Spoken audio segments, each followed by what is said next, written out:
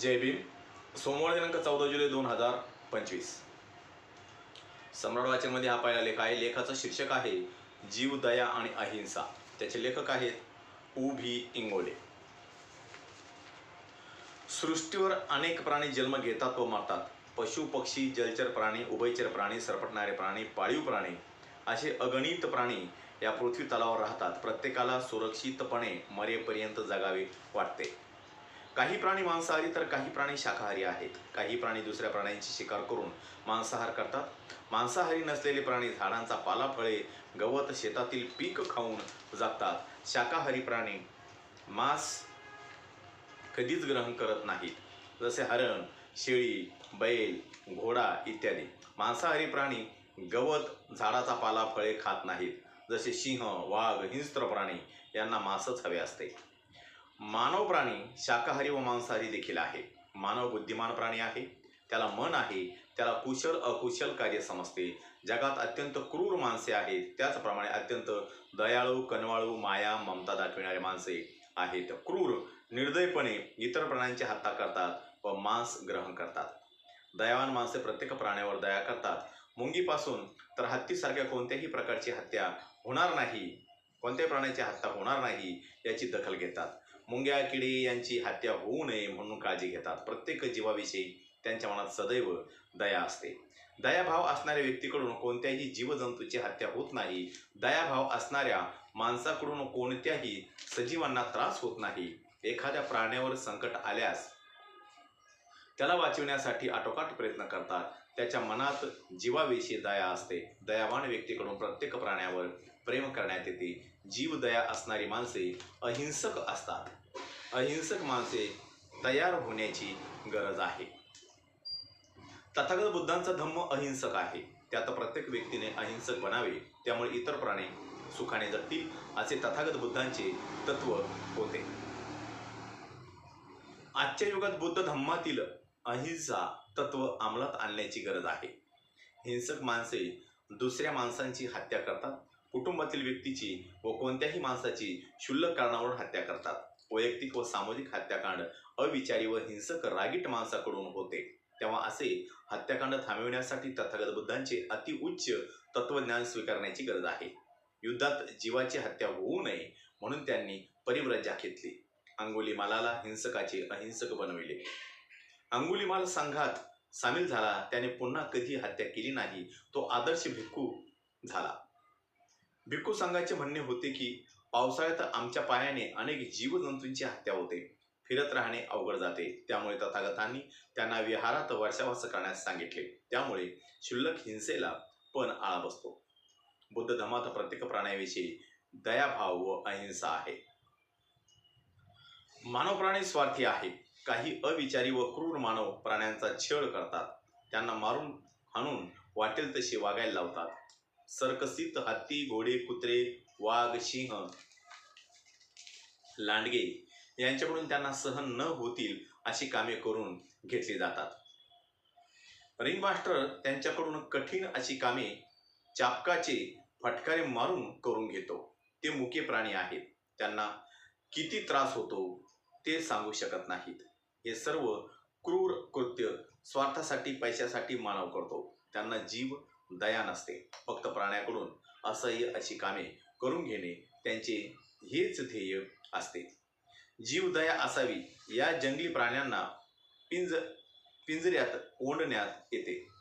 ही त्यांच्यावर जबरदस्ती असते. एकूण काय स्वार्थापायी मुक्या प्राण्यांचा दृष्ट माणसाकडून छळ होतो. तसेच अस्वलाचा व माकडाचा खेळ दाखविणारे त्यांना मारून त्यांच्याकडून दारोदार भीक मागून आपले पोट भरतात.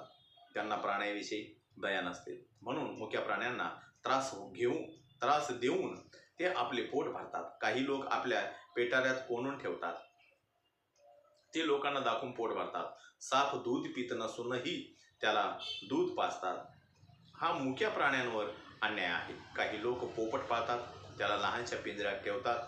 जंगलात वाटेल तिकडे उडून वाटेल ते फळ खाणाऱ्या पोपट्याला पिंजऱ्यात कोंडून त्याच्यावर अन्याय करतात.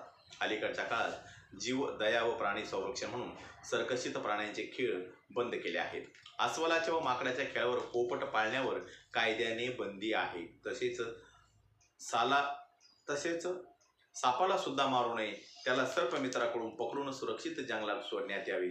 तसेच वन्य प्राण्यांची शिकार करण्यावर बंदी आहे. यामागे जीवदया हे प्रमुख कारण आहे. सर्व पशुपक्ष्यांना संरक्षण हवे आहे.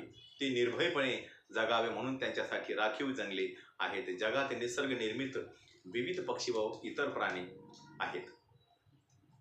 त्यांची हत्या केल्याने दुर्मिळ पशुपक्षी नष्ट होतात, म्हणून कोणत्याही प्राण्यांची शिकार करण्यावर बंदी आहे.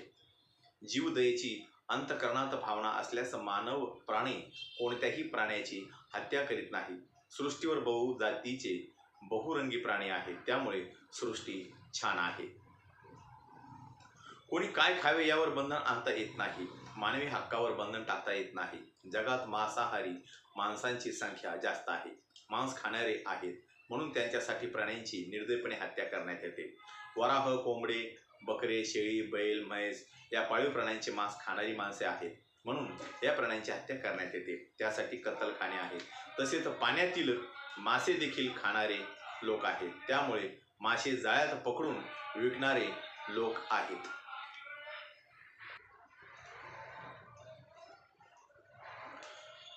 पाहुण्यांना मटणाचे भोजन दिले जाते. तसेच मटणाच्या पार्ट्या देखील होतात. प्राचीन काळापासून मांसाहारी माणसे आहेत. पशुपक्ष्यांची शिकार करण्यात येत होती व त्याचे मांस ग्रहण करीत असत. हल्ली शिकार करण्यावर बंदी आहे. प्राण्यांचा छळ करण्यावर बंदी आहे. गोहत्येवर बंदी काही राज्यामध्ये आहे. स्थान परत्वे आहारात बदल करावा लागतो. जे अन्न उपलब्ध असेल ते खावे लागते. करुणा, मैत्रीभाव, ममता, प्रेम सर्व प्राण्यावर करावी. सर्व जगाला शांतीचा संदेश तथागत बुद्धांनी दिला आहे. करुणा, मैत्रीभाव मनात असल्यावर जीवदया आपोआप निर्माण होतो व कोणत्याही प्राण्याची हत्या होत नाही. मात्र दुसऱ्या व्यक्तीकडून किंवा प्राण्याकडून आपल्या जीवाला धोका असला तर आपला जीव कोणी घेत असेल तर आपला प्राण वाचवण्यासाठी मध्यम मार्गाचा उपयोग करून मारणाऱ्याचा प्रतिकार करावा व आपल्या प्राणांचे रक्षण करावे. एखादा जंगली प्राणी आपल्यावर हल्ला करीत असल्यास वेळप्रसंगी त्या प्राण्याची हत्या देखील होईल. तसेच एखादा माणूस आपली हत्या करण्याचा प्रयत्न करीत असल्यास त्याचा प्रतिकार करून रक्षण करावे. अशा वेळी जीवदया दाखविल्यास आपला प्राण गमावावा लागेल. वेळप्रसंगी पाहून मध्यम मार्गाचा अवलंब करावा लागेल. आरोग्यशास्त्रानुसार मांसाहार पौष्टिक आहे असे म्हटले जाते. पौष्टिक आहार म्हणून देखील मांसाहार केला जातो. त्यामुळे मुक्या प्राण्यांना उपाशी ठेवून हाल करून मारण्यात येते. येथे जीव, दया, माया, करुणा, मैत्री यांचा मुळीच विचार नसतो. काही माणसे अत्यंत क्रूर, रागग्रस्त असतात. ते आपल्या लहान मुलांना व पत्नीला देखील जीवे मारतात. कधी क्रोधाच्या भरात आई वडील व इतर नातलग यांची सुद्धा क्षुल्लक कारणावरून हत्या करतात. हे अकुशल कर्म अत्यंत वाईट आहे. अशी वाईट घटना घडू नये म्हणून जीव, दया व अहिंसा तत्वाची गरज आहे. अहिंसा तत्व मनात रुजल्यास असे अमानवीय कृत्य हातून घडणार नाही. काही लोक बलात्कार करून बालिकेची किंवा स्त्रीची हत्या करतात.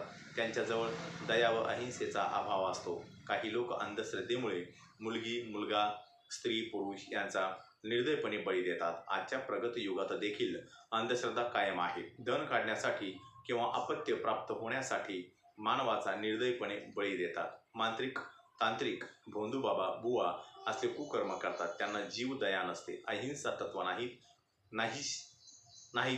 अहिंसा तत्व नसते. धार्मिक व धार्मिक तत्वाच्या माध्यमातून जीव, दया व अहिंसेचे तत्व पटवून देता येते.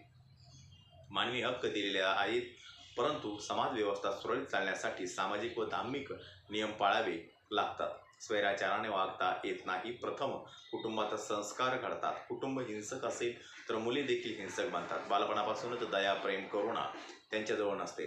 त्याच्या उलट अहिंसक व दया, प्रेम, माया, ममता, सद्विचार ज्या कुटुंबात आहेत तेच संस्कार बालमनावर पडतात. आजच्या काळात मैत्री, करुणा, दया, अहिंसा तत्व पाळण्याची गरज आहे. युद्ध नको आहे. आंतरराष्ट्रीय शांतता हवी आहे. युद्धात निरपराध माणसे मारली जातात, म्हणून युद्ध नको. बुद्ध हवा. समतेचा, शांतीचा, अहिंसेचा, करुणेचा, मैत्रीचा, प्रेममय जगण्याचा संदेश देणारे बुद्ध तत्वज्ञान अंमलात आणण्याची गरज आहे. मानवी हक्काप्रमाणे माणसाने कोणता आहार घ्यावा यावर बंधन टाकता येत नाही, परंतु दयावान बनून अहिंसक होता येते. या ठिकाणी माझा लेख संपलेला आहे. माझ्या प्रत्येक व्हिडिओ लाईक करा, शेअर करा, सबस्क्राईब करा आणि बेल आयकॉनवर क्लिक करा. जय भीम, जय भारत, जय बुद्धभूमी.